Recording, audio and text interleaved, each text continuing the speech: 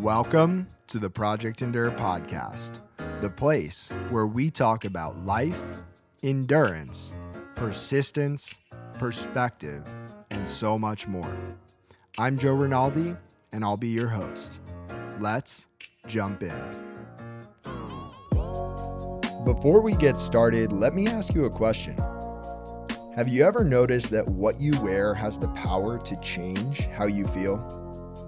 Project Endure apparel is designed to remind you that easy won't make you stronger, and that growth is an uncomfortable choice that we all have the privilege to make every day.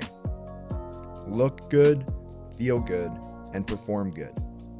Head to the link in the show notes to shop Project Endure apparel and keep on doing hard things. Now, let's get to the episode. Welcome back to the Project Endure podcast, episode 127. We have myself, Joe Rinaldi, and we have a very, very, very special guest in the great state of Colorado, Regan Sikes. Regan, how's it going? It's going good. I'm excited to be here, Joe. One of the first podcasts I listened to of yours was the one that you did with Nick. And I was like, anyone who's an incredible conversationalist, specifically that stems just from curiosity, I'm like, I want to talk to that person because really, that was my first reaction. And when I was listening to that, I have somewhat of a short attention span. It's like, sometimes I don't make it all the way through podcasts, but that one I was so into because the questions that you were asking and just the conversation that bred from your questions were next level. So the second that I realized I had this opportunity with you, I was like, let's do it. The soonest that he has, I'm booking. That means the world. And we made this happen in less than a week, which is, I won't say rare, but it doesn't happen often that we can turn things around that quickly. And so I'm so excited. That conversation with Nick, episode 83 of this podcast, is one of my favorites. And you're right. I am just so curious about people in general. And like I told you before we hit record, I don't know a whole lot about your story, which is the best context for a conversation of me being able to actually dig into somebody's story. So with that being said, if somebody doesn't know you at all, Regan, how would you introduce yourself? Yeah. Well, I would say I'm Regan, 9 to 5. Not 9 to 5, 7 to 2. Let's say that. I am an account executive. So I'm selling software, talking just to C-suite executives across the world. Like I was telling you minutes ago, I was talking to a guy who's in New Zealand, which is really fun because it's selling and it's a grind and I have a quota to hit. But the amount of conversations I get to have and the people that I get to meet, I think is why it fits for me so perfectly. Outside of the 7 to 2, I'm someone who obsessed with chasing after a goal. I know we'll probably get into this in a minute. I'm a week and a half out from Run Rabbit Run 100. So typically people are like, man, this is nice. I get to relax. I don't have anything to train for. And I found that I'm the complete opposite. So I want to be someone who is constantly chasing after some sort of challenge or goal. And I also want an immense amount of structure. I am textbook type A, textbook Enneagram 3, which has a lot of good qualities, but some downfalls, right? One of those being that a lot of what I pride myself on or care about is rests in what other people think about me, which is good and bad, right? Because it pushes you towards, something greater than what you are. But at the same time, kind of makes you go hey, who am I doing this for? Right. I care a lot about finances and real estate. That was something that I might have alluded to you about a little bit earlier. I got my degree in economics. So I really love just understanding the market and where I can put money that's going to grow and work for me, not against me. And at the end of the day, Joe, what I want people to think when they hear my name is just good, a good person, does good things, has good intentions, is selfless, puts people before, my own interests, and is always going to hustle. Has that hustle always been a part of who you are, or is that developed over time, or both? since the beginning of time. My dad told me when I was like in middle school, before middle school, high school, but certainly before I could drive, that it pained him to see me bored. Mm, I would like walk in circles in the living room before I would sit down and watch Netflix on like a Saturday. But I grew up in like an incredibly small town, so there wasn't always something to do. mm. And so it was just like feeling like I was always addicted to productivity. Like, what can I do that makes me feel like I'm like checking something off a list, or just like ticking away at something. So yeah, it's really, it's followed me for a long time. I don't know how to get rid of it. So I would love to dig into this a little bit. If anybody listening couldn't tell from my voice, I'm a little sick today. This is my Michael Jordan flu game podcast. I woke up with a fever this morning and I was like, I'm not No. canceling this. So, but it's all good. We push through, sometimes you got to push through that. And I share that because I woke up, I canceled an in-person client of mine because I didn't want to get them sick. And it left me with this incredibly rare 3 hour gap in my morning.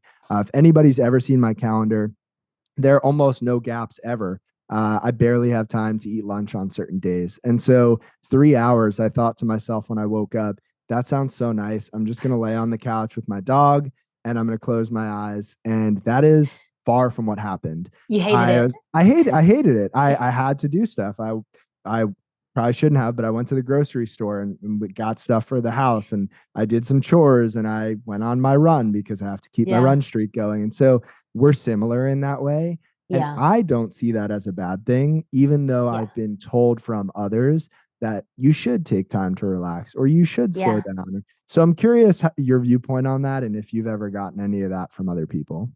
Yeah, I have. And I even think like, don't get me wrong, I think 95% of that quality is really good. I think it pushes us to like, if we're addicted to productivity and we always feel like we need to be doing something, hopefully that something is like getting us closer to what's next. Even if it's going to the grocery store, like now you don't have to do it later, now you don't have to do it tomorrow. However, the 5% that I do think creates a little bit of a downfall for me, I'm not going to generalize and say it does it to everybody. I think sometimes it prevents me from being present.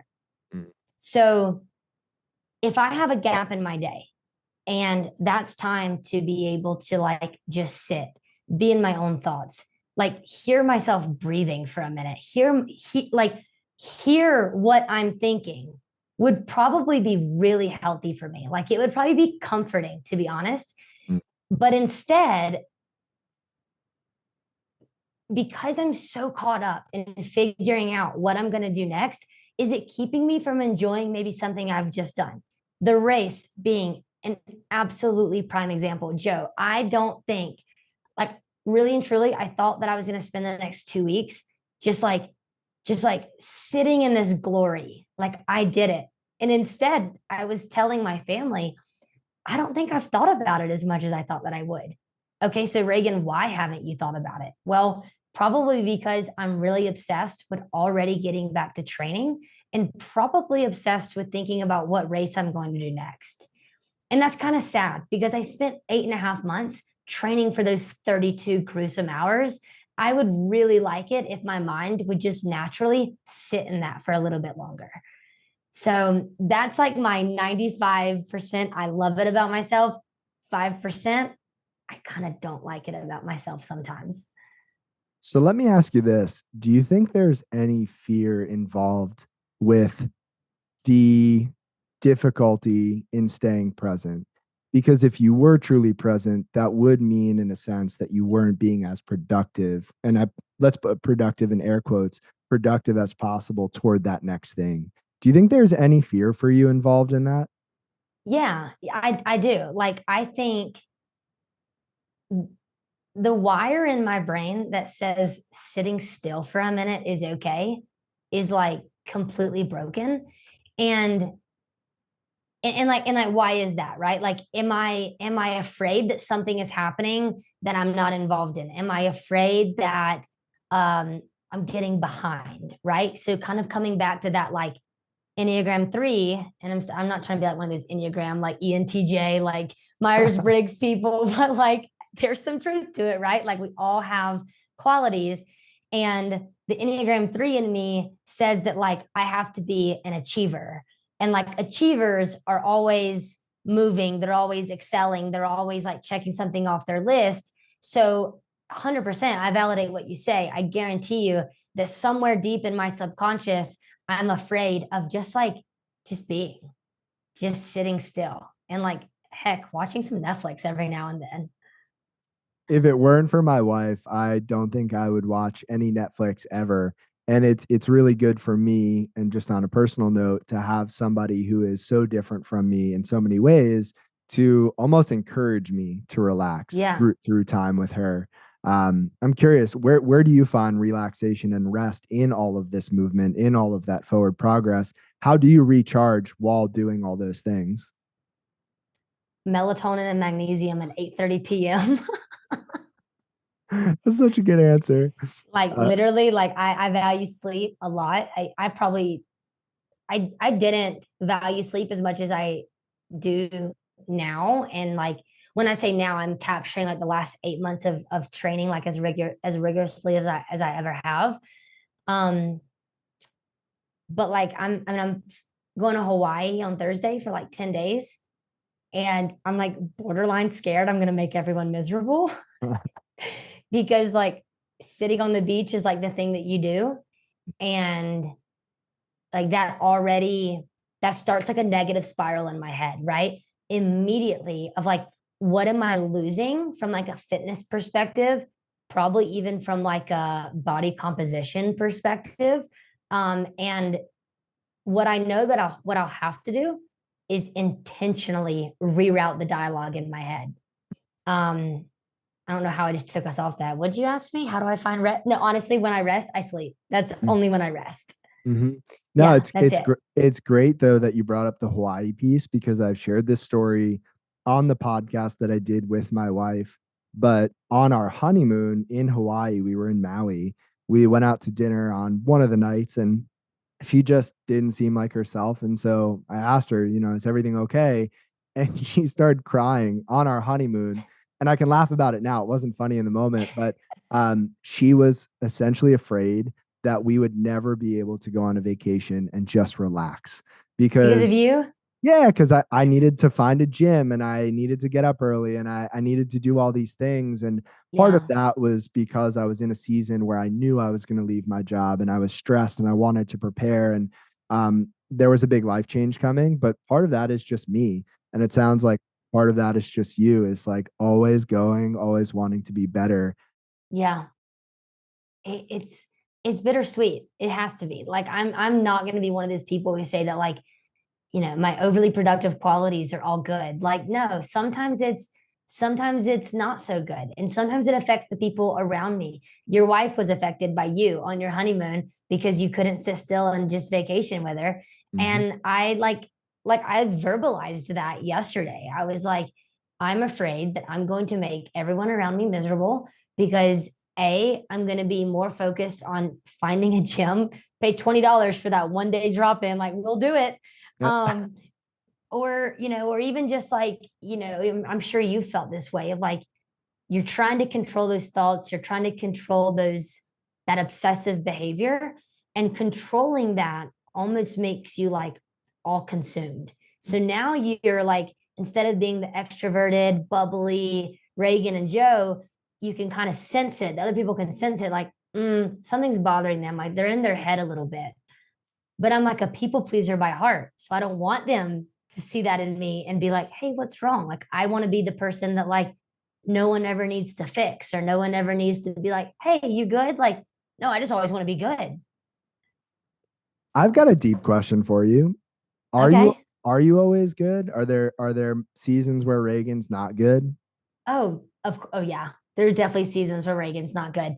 Like, I mean, I've become like more and more open about this topic over the last like probably 6 to 8 months, but like I definitely care like way too much about what other people think about me when it comes to like what I look like. Hmm. And what that typically leads to is like this compulsive behavior around getting, not one workout in, but two workouts in a day, or really like having this need to control what I'm eating and when I'm eating and how much I'm eating, right? So like that's not a good state of mind. And it's very consuming, like in a negative way. I felt it a lot. Like after my 100, you'd be like, it actually, I needed to start calling it 105 because it was. But, you would think like after you run 105 miles, like the only thing you would feel in yourself is like pride, not only from a perspective of the fact that you like finished the task at hand, like you just burnt like 18,000 calories in 32 hours. Like you're depleted. Like you probably look a little thinner than typical. And you would think that what that would do inside of my mind is give me like satisfaction and contentment. But instead, it's like, oh, like, how do I hold on to this? Like, how do I hold on to the way that I look right now, considering that I feel pleased? Or how do I match the volume that was required of me the 8 weeks leading up to the 100? Well, the rational answer is like, Reagan, you can't. Like, you're not always going to be this dehydrated and like see the vein in your bicep, or you're not always going to have 60 and 80-mile weeks. That's not life, right? So when I'm in those states of mind, that's when I would very openly and admittedly say that like I'm not good. Like I'm struggling right now. Is it fair to say that what you just described is the hardest thing you've ever had to handle, or is there something even harder that you've had to handle in your life, that something that you haven't chosen? Mm. Two answers come to mind there. The first one, I would say yes, I do think the controlling, my food and like sometimes dealing with like discontentment in my performance or my appearance, like that is a really hard thing. And I'm sure you've spoken to other people who've dealt with it, or maybe you have yourself. And it's like, it's not like I don't really believe that there's an absolute cure out there. I think that you can like work on it and you can get better. And it like I have, compared to the 16-year-old Reagan, like we are light years away when it comes to balance, but it's an ongoing dialogue and it's an ongoing correction. So I would say that definitely is one of the hardest. The second thing is really I lost my one of my closest friends to cancer and back in middle school.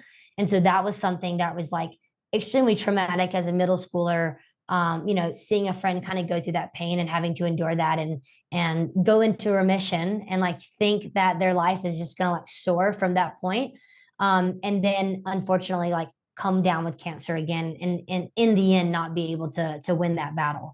But yeah, I would say those are probably the two like toughest things that life has dealt me. Mm.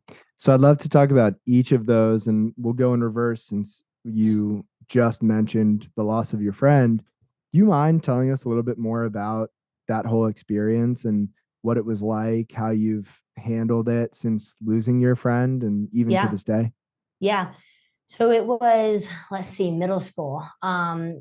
His his mom had just the good old typical mother's intuition, and just like felt one day like she needed to get him into the doctor for like a basic checkup. The only indicator at that point, other than just trusting her gut, was that the dog, their family dog, him and Chase had kind of been playing together, and he had kind of bruised easily from just playing with the dog. And so, like, from the standpoint of like a healthy, preteen, probably shouldn't be bruising from playing with a dog. And so, went to the doctor, noticed that some pretty major indicators were not in their right level. And so, immediately went to the cancer center in Jacksonville, diagnosed with one of the like strongest strands of leukemia, and he battled for several months.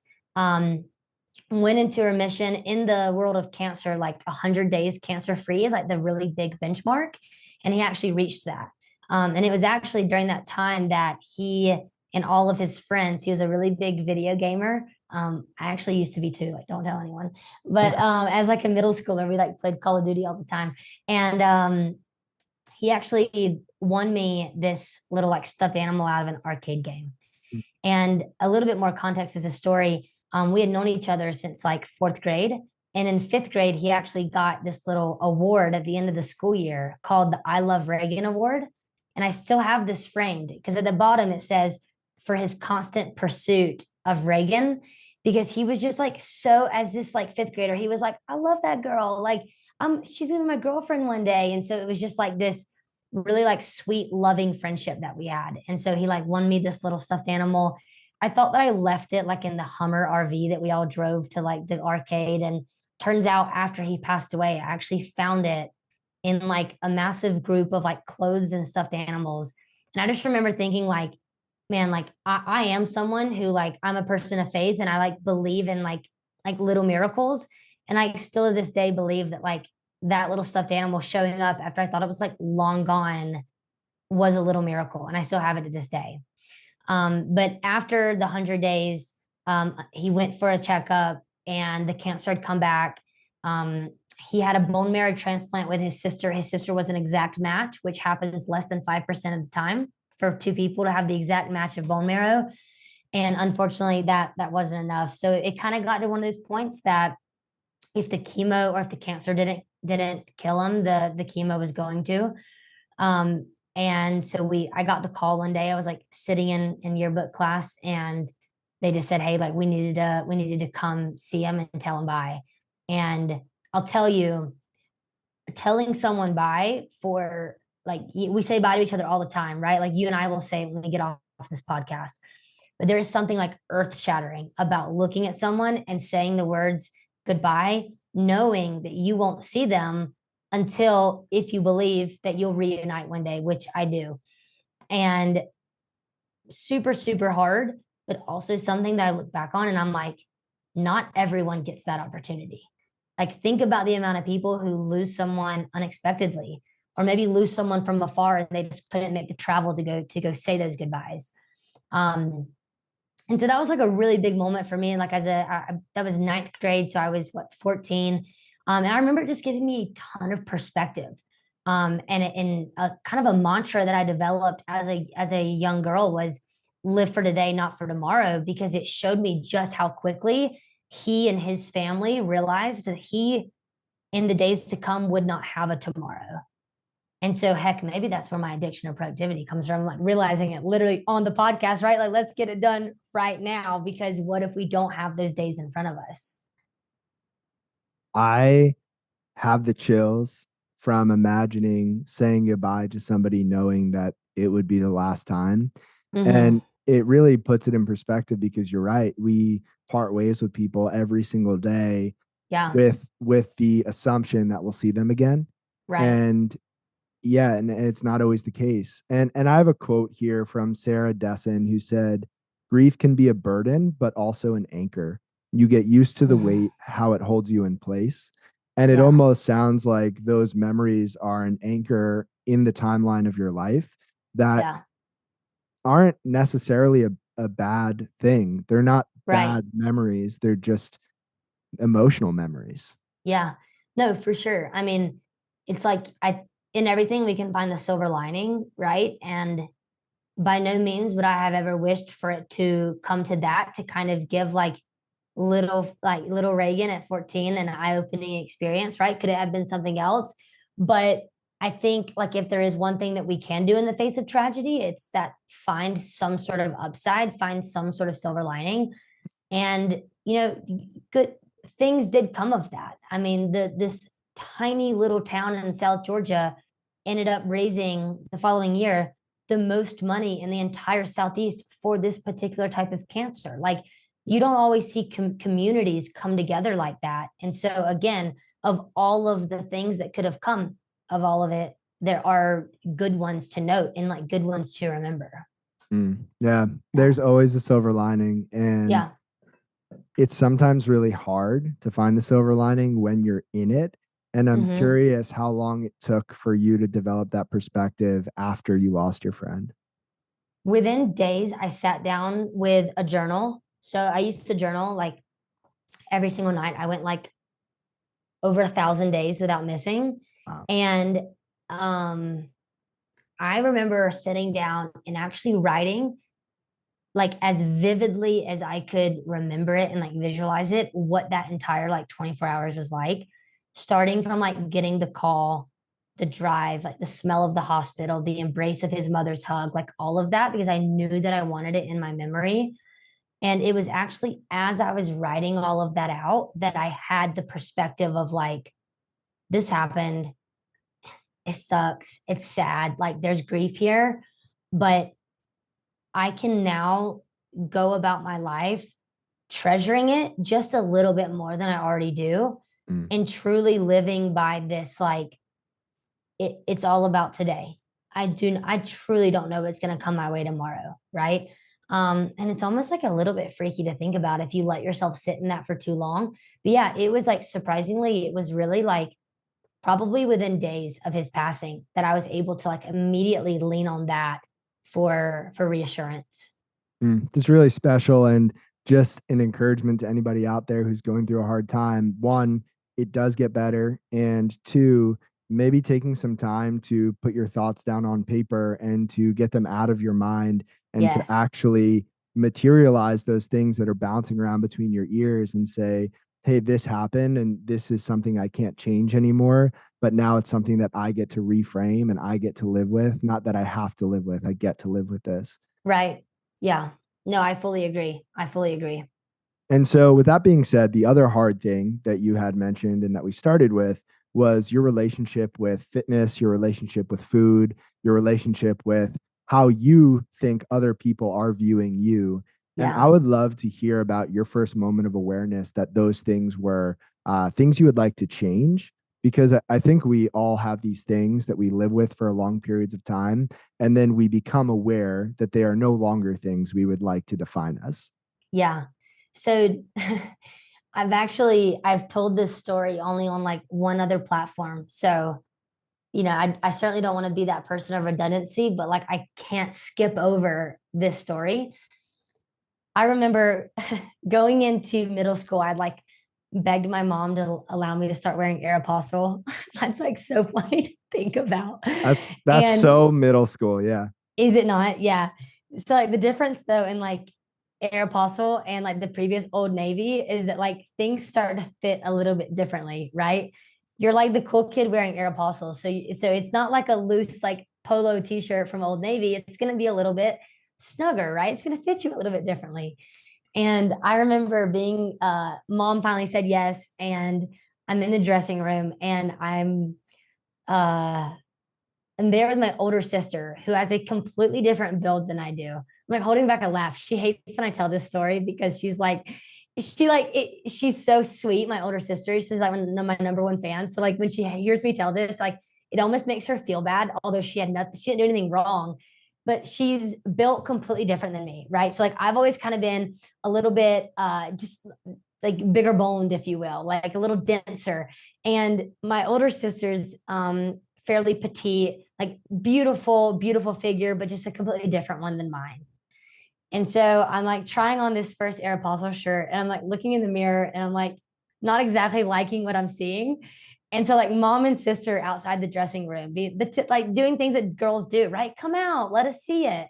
And I'm like, mm-mm, no, like Mm. I'm not coming out of this fitting room because I immediately realized that I didn't like how I looked in it. And I did eventually walk out, I'm sure. And like I see my older sister in the shirt. I'm like, that's what it's supposed to look like. And so and you can laugh. It really is funny. Um, and so it was that moment that I'm like, I think I want to I think I want to lose some weight. And I don't know that I said it right then and there to my family. I probably did a little bit late. It probably would have been at least a little over a year later. But that's my first memory of realizing that I was unhappy with something and that I kind of deemed there needed to be some sort of change in order to like produce the results that maybe I wanted. And so it's a story I talk openly about now with my family, although it like breaks my mom's heart that I was like in the fitting room dreading walking out. And so, where did you go from there as a teenager, recognizing that you wanted to change the way you looked? Yeah. So coming up on seventh or eighth grade, I told my mom that I like wanted to download my Fitness Pal, and I did. And so what that looked like for me at first was not going on this drastic change of exactly what I was eating, but how much of it was I eating in a given time. And so this was like the beginning of me learning about portion control at like 13. Crazy to think back on. So like an example I like to give, and this is a true story, is I had um like a small Lay's bag of salt and vinegar chips, like something that I would probably never buy now. But back then it was like, okay, I came across some sort of little bag of salt and vinegar chips. And so what I remember looking at the label and seeing the serving size and realizing that that bag had anywhere from 3 to 3.5 servings. So I'm like, okay, well then I'll make this bag last 3 days. And so I did. And so now instead of consuming this whole bag of chips, I did, but over the course of 3 days. And so where that led me was eventually I'm doing workouts like in my dad's shop, and he's like just relentlessly supporting me as my parents do. And he's bought me a couple dumbbells and a jump rope and a bench, and I'm like riding my own CrossFit workouts. And I finally got to a point where I just asked my family if I could actually have a personal trainer, asked my parents if I could. So at this point, I'm like approaching probably somewhere between 14 and 15, because in my words, I'd hit a plateau.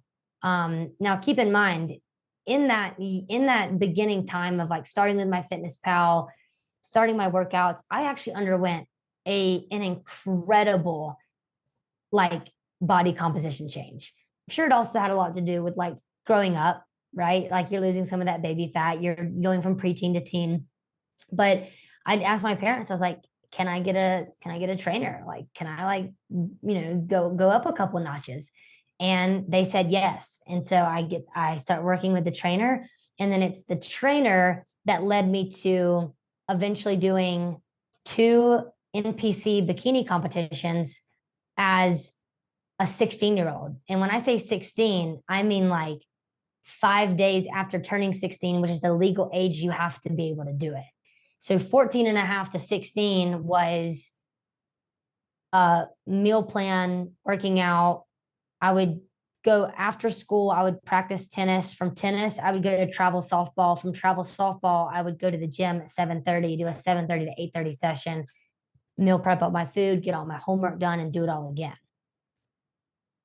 That's intense for someone of that age. You have no idea. Like, it's crazy. So from that season to where you are right now, if you had to sum it up, how have you changed? How has your vision of fitness evolved? What does health look like versus performance?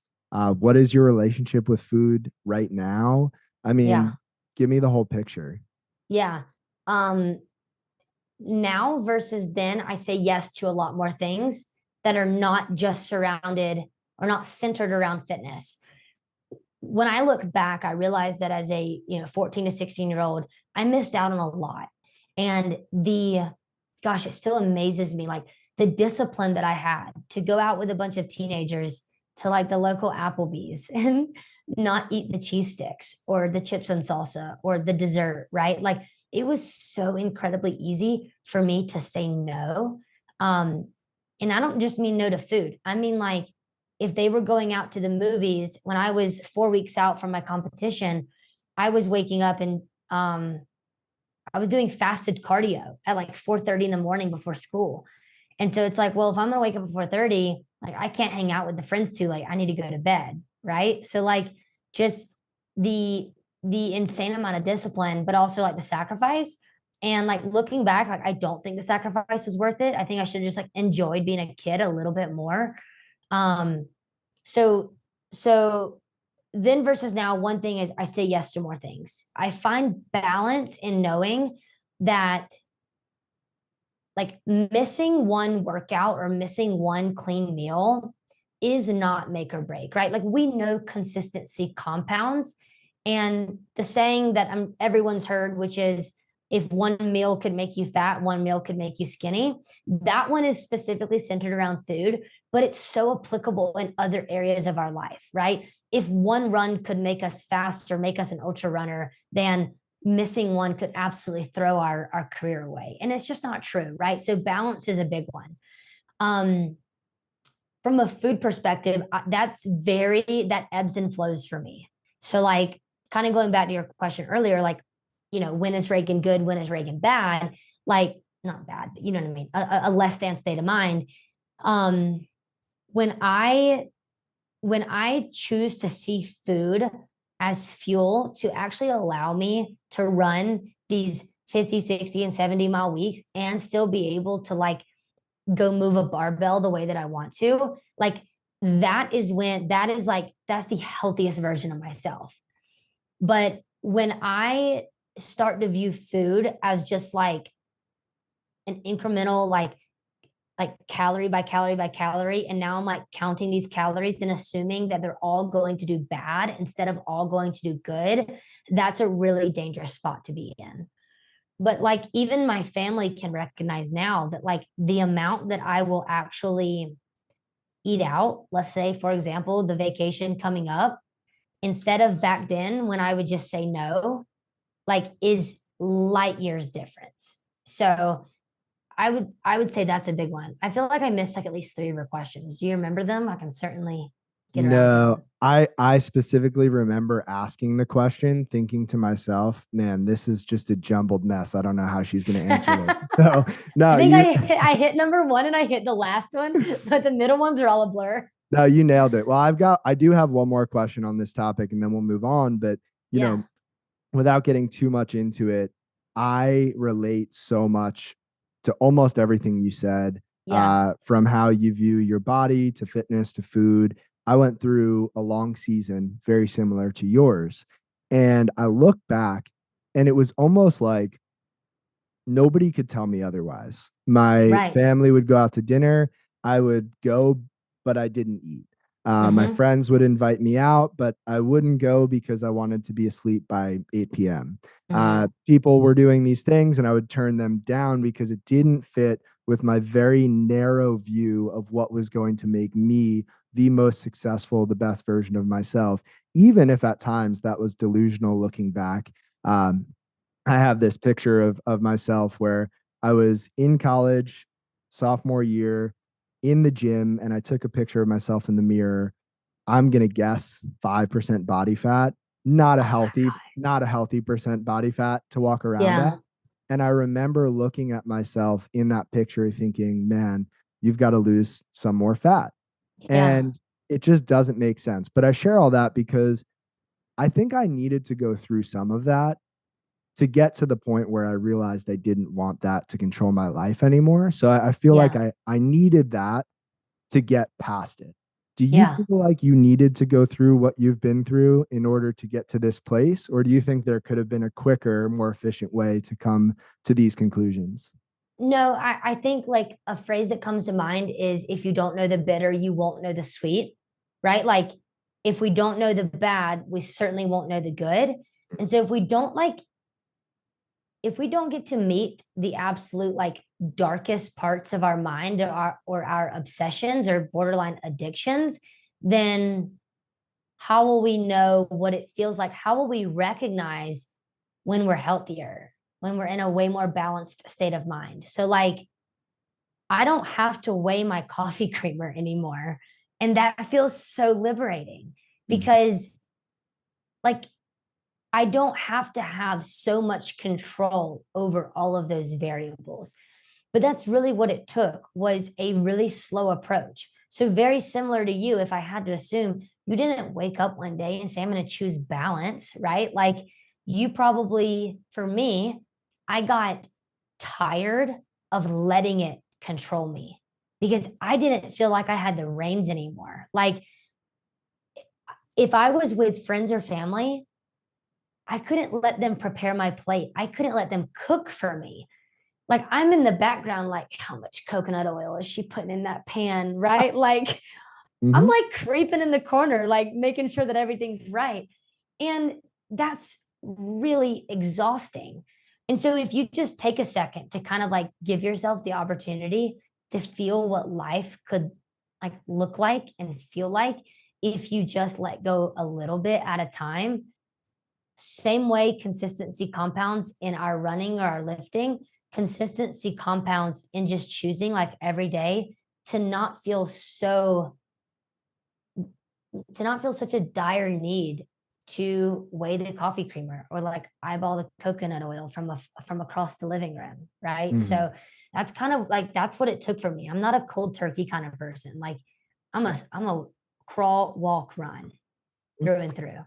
Yeah, and same for me. And it was this slow realization that the things that I set out to control were actually controlling me.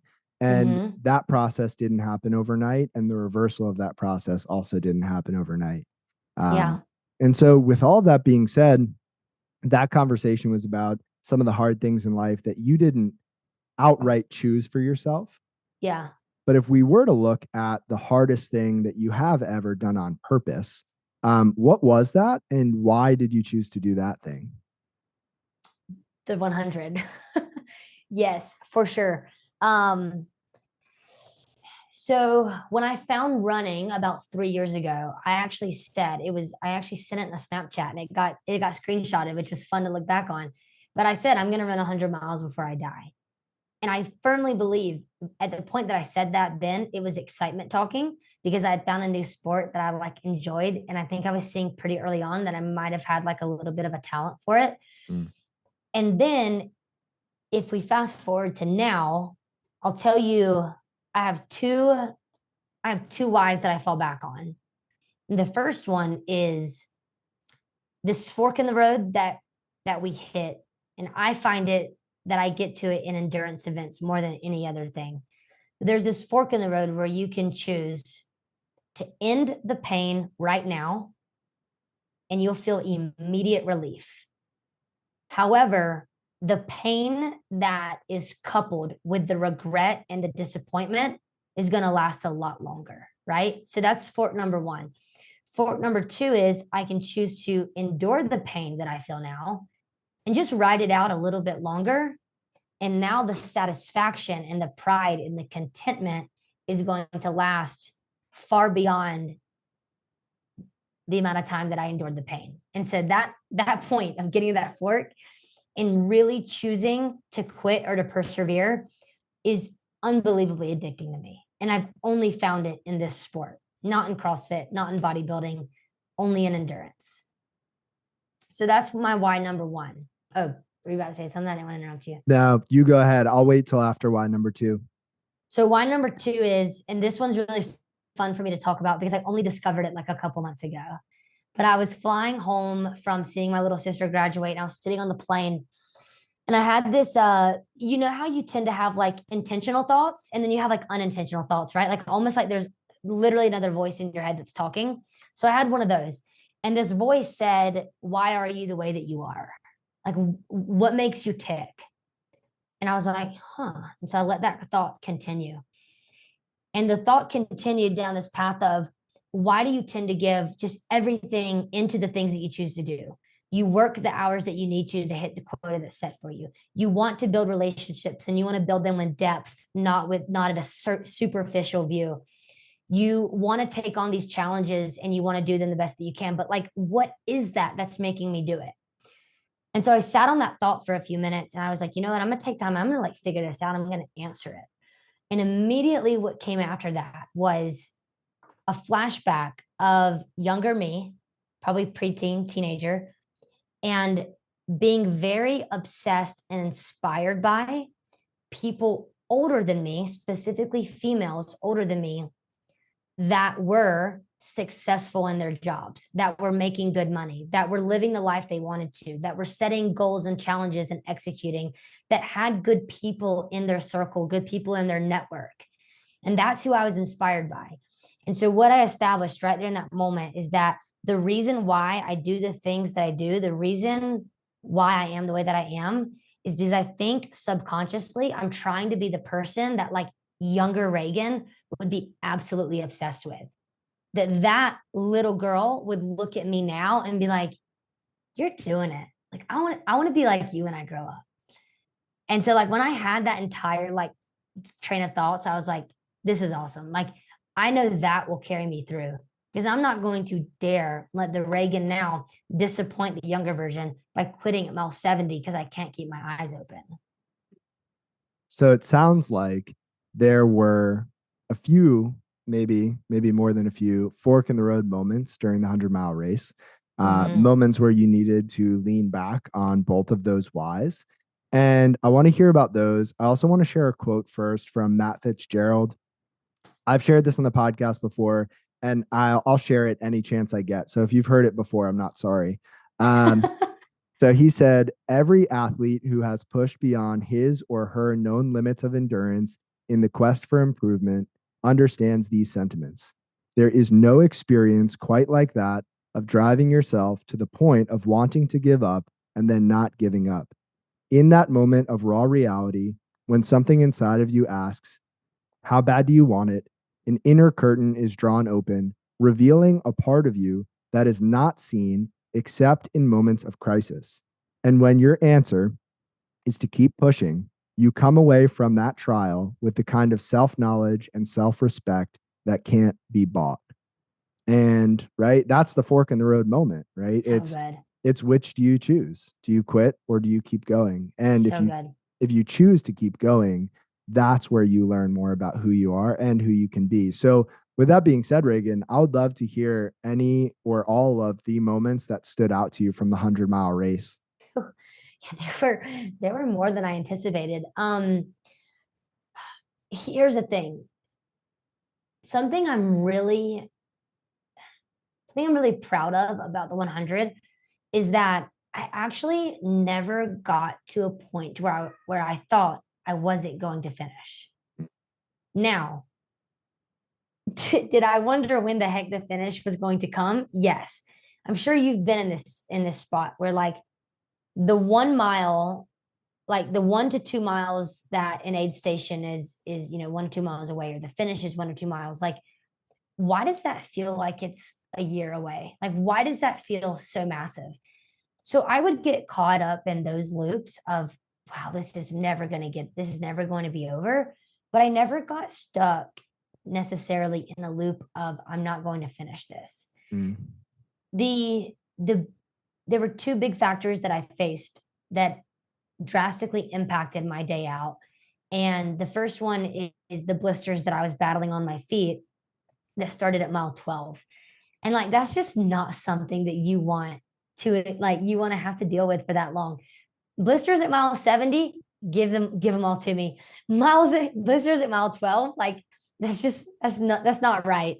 And what my race became centered around was like stopping the progression of either A, new blisters, or B, the ones that are here from getting worse, and trying to figure out like how I was going to like run the way that I knew I could. And so that was probably one of the most disappointing parts of my race, was that at mile 50, I was on pace for a 24-hour finish. Not saying it would have been 24 hours. We had a lot of fatigue to endure those next 50, but that's the pace that I was running. At mile 70, I think I was close to around like a 26 to 28, which still would have like been beyond my expectations. And so something that was really difficult for me to recognize and to accept was that I actually had the fitness, like the very thing I've been training for 8 months. I had the fitness to run a more impressive race, right?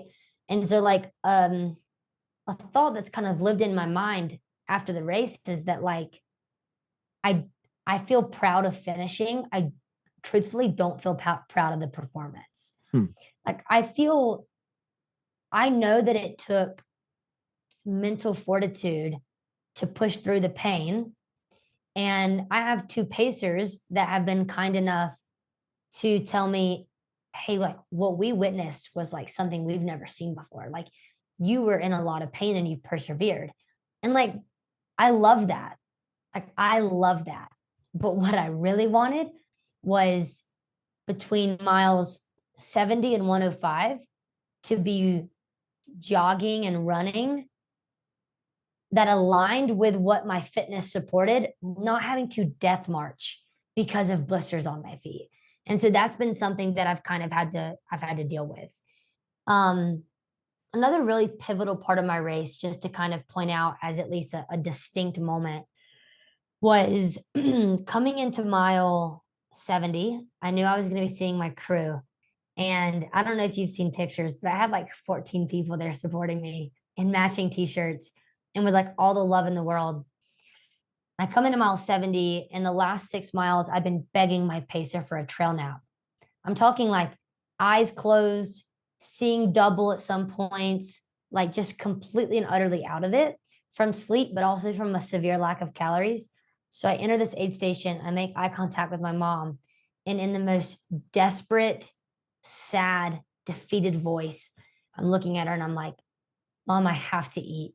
Mom, I have to eat. Like I need to figure out a way to eat because at this point I wasn't keeping like anything down.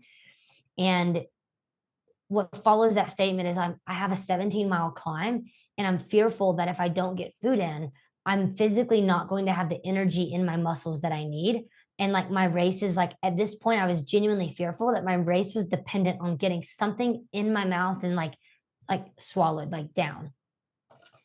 And so that was the first thing I demanded. The second thing was that I knew that I needed longer than a 10-minute nap. Like I needed to get in the car, I needed to lay down, I needed to close my eyes.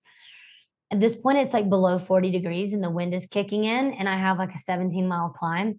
And my crew tells me it's all a little bit blurry to me, but like they open the car door. I remember the wind like coming in and it's cold and it's crisp. And like they said that I did not even hesitate.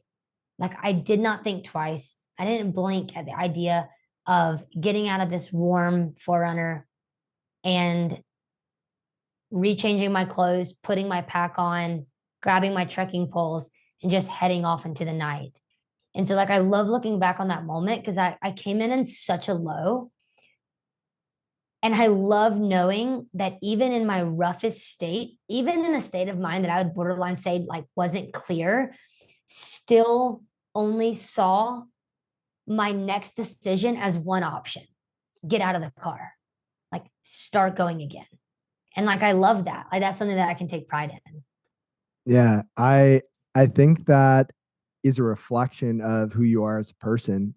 From this conversation, it sounds very much like you are the type of person who sees the fork in the road in everything that you do, and you choose the path that elevates who you are to the next Yeah. level. And in that moment, it might not have been easy. It sounds like you were in a daze anyway, but you were just almost on autopilot because that's who Yeah. you are always. And that's really Yeah. cool. I am curious, Reagan, after this race, obviously you endured quite a bit, and this is the Project Endure podcast. When you hear the word endurance, what does that mean to you? Man, so many things come to mind. When I think about endurance, I think finding a way to always make forward progression. Like if we think about when I think about enduring something, I think about first you have to have established that there's something that you're chasing after. And the only way that the only movement I'll say that mimics or replicates chasing after something is moving forward. Mm. And like initially when I think about it, I immediately think of I'm sure what everyone does, which is like running, cycling, swimming, right? Like some form of endurance event. But I think if we zoom out a little bit, we can kind of see it as just like an overall endurance is something that we need if there's something in front of us that we ultimately want or that we want to achieve. When you think of endurance in running and you think of endurance in life, are there any differences to you, or is it just the same thing? And is running just one big analogy for life? I really and truly think running has become my analogy for life. Yeah. Like what's so cool to me about running is that it's never the same. Like you're on a running streak right now, right? Mhm. And like I bet someone looking in from the outside is probably like, that guy's doing the same thing every single day. Surely it's old. Surely it feels the same. And I bet it doesn't. Even if it's some are longer than others are, right? But I would even argue that if you told someone to go run the exact same route, distance, time of day every single day, they would still tell you it is so different every single day. And so when I look, the reason why I say running has become just this massive analogy for life is because what day is the same, right? even if we're routine and we tend to be a little bit mundane. Like I know you have these 3 a.m. alarms that go off, right? But like every single day, even with your full calendar, it's different. It brings something new. It brings excitement. Maybe it doesn't. Maybe it brings sadness or like discontentment or frustration. And like that's how I see running. I go out some days and I'm like an absolutely I'm like a superhero, right? And then other days the body's just not working properly and it forces me to kind of lean a little bit more into the need for a positive mentality or fortitude, and that's what gets me to the finish line, not necessarily my feet, right? So yeah, I would definitely say that like running is just this, it really and truly has just become like an analogy for my life. Yeah, I love that. And I feel the same about running, the same about fitness. I think that our physical bodies are a great vehicle to learn more about everything that lives between our ears, to learn about life as a whole. And I think that our physical limits reveal our mental limits, which is Mm-hmm. why what you did with the 100-mile race, what you're doing, I'm sure beyond the 100-mile race, pushing those limits is allowing you to grow as an individual, as a human being, not just Right. as an athlete. Right. Yeah. No, for sure. I don't know what I would be if I would not have found running like 3 years ago. It's actually hard to picture like what my life would be like. I Mm. mean, I love it. Like I mentioned in the beginning of the podcast, I'm already itching for what I'm going to do next. And when I get back from this dreaded Hawaii vacation, like pedal to the metal, just so everyone knows in my family and friends, like don't expect me to relax anymore after Hawaii. It's very fair. All right. So I'm going to read you a quote and I want to hear your thoughts, and then we'll wrap up with the final question of the podcast. So this quote is from Muhammad Ali, who said, "Impossible is just a big word thrown around by small men who find it easier to live in the world they've been given than to explore the power they have to change it. Impossible is not a fact, it's not an opinion. Impossible is not a declaration, it's a dare. Impossible is potential, impossible is temporary, impossible is nothing." A lot of big words from Muhammad Ali there. What comes to mind for you? What I immediately think about is I think some people become very sedentary and content. And I don't necessarily think discontentment is a good thing. However, I do think discontentment can sometimes be the catalyst that we need, right? And there's a difference in there's a difference in contentment and gratitude to me. Gratitude is being able to sit still, appreciate what you have in front of you, feel grateful. And contentment, I think, can cross the line of becoming stagnant and not necessarily caring to push your own limits. And like that's what was kind of going through my mind when you were saying that is like someone who deems something impossible, in my opinion, is just someone who would rather sit still than move forward. Someone who would rather be sedentary than endure and like just chase whatever the heck is out there. That seems so, I mean, 100 miles would have seemed impossible to me. 3.5 years ago, I did not even know the term ultra marathon existed. I really and truly thought that people ran halves and fulls and that was it.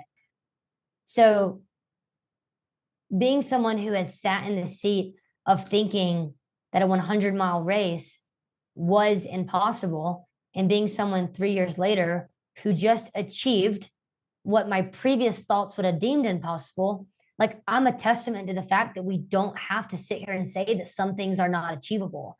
Like there's a lot that we think are not, and it actually is.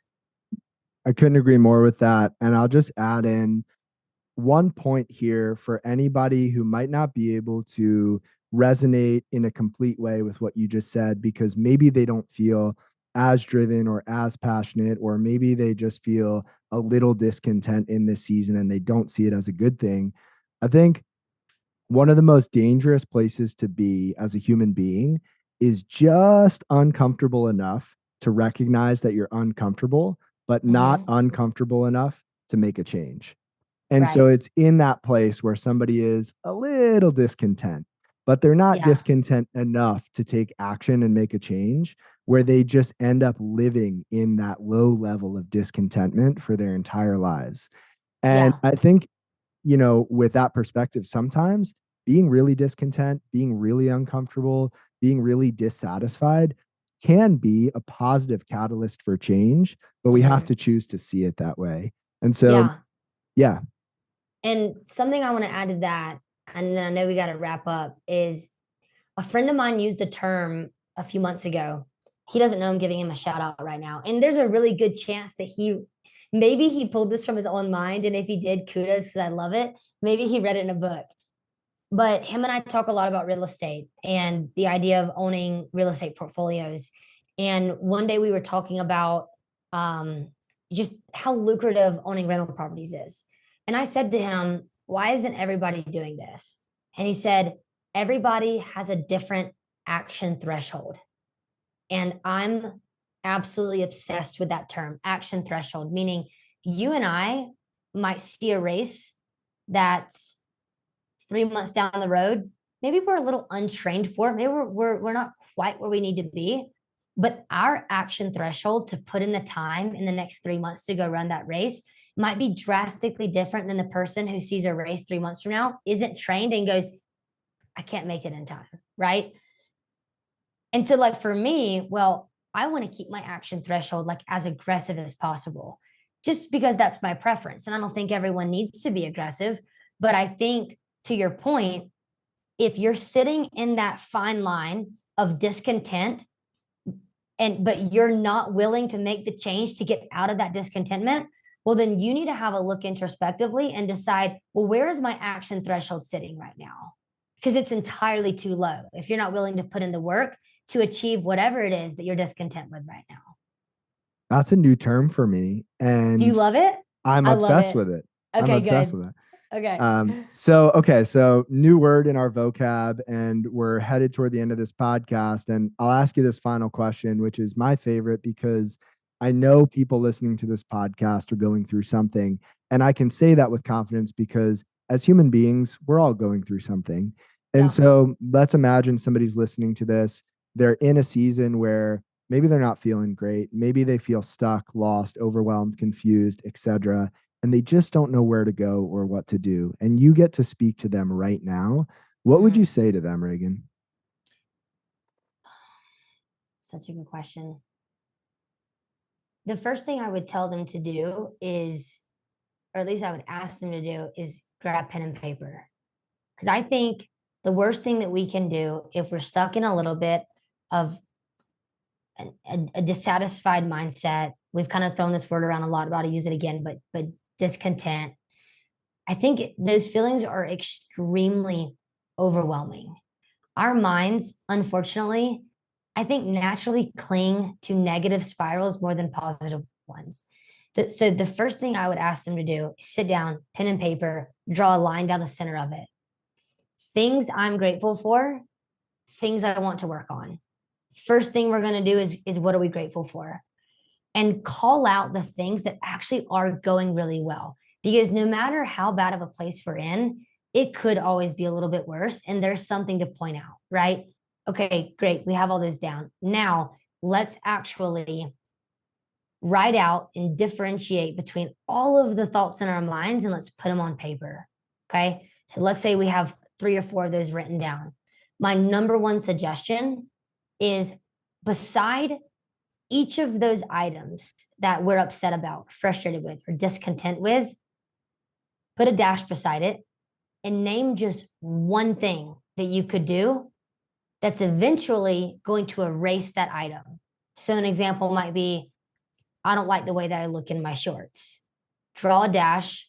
What can you do in the immediate? Well, the next day, maybe we can go on a 1 mile walk, right?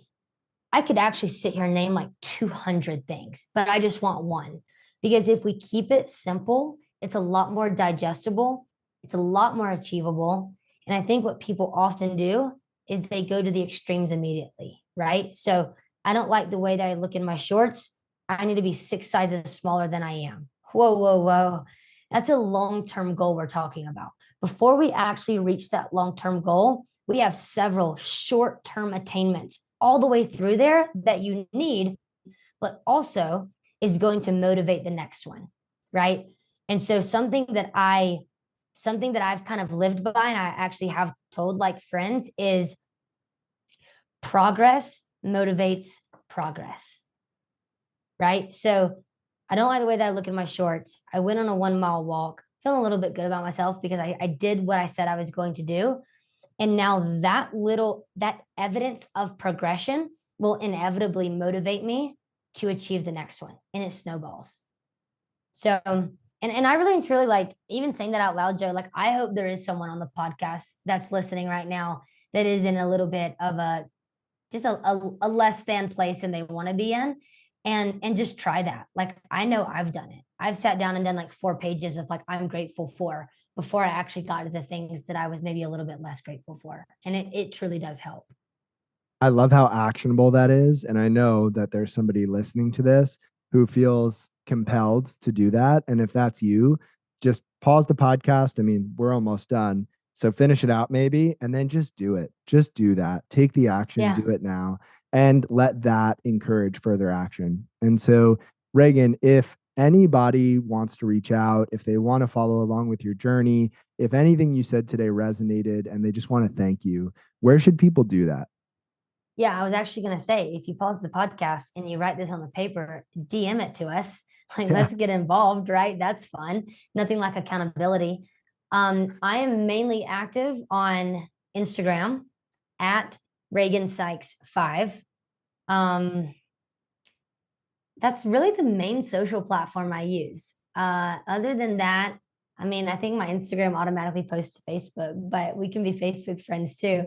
But yeah, that's the main place where I live, and I absolutely love to engage. So like, if anyone does reach out, I pride myself on like responding, chatting, getting to know people. That's kind of what I live for. So yeah.